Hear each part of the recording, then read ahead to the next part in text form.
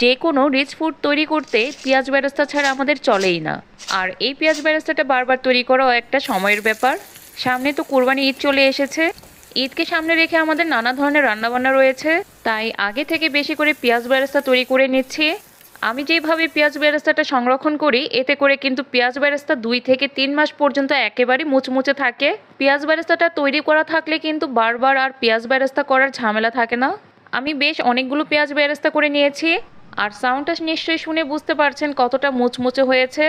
এই বেরেস্তাগুলোকে দীর্ঘদিন পর্যন্ত মুচমুচে রাখার জন্য আমি অল্প পরিমাণে চিনি গরম থাকা অবস্থাতেই বেরেস্তার সাথে মিশিয়ে নিলাম। এই চিনিটার কারণেই কিন্তু বেরেস্তা একেবারে সুন্দর মতো মুচমুচে থাকবে। এবার একটি এয়ারটাইট জারের মধ্যে আমি বেরেস্তাগুলো ভরে নিচ্ছি। আসছে ঈদে কিন্তু এই বেরেস্তা আপনার অনেক কাজে আসবে, যেমন বিরিয়ানি, পোলাও, কাচ্চি, রোস্ট, গরুর মাংসে, খাসির মাংসেও ব্যবহার করা যাবে। তাহলে আর দেরি কিসের, এখনই বানিয়ে নিন এই পেঁয়াজ বেরেস্তা আর সংরক্ষণ করে রাখুন।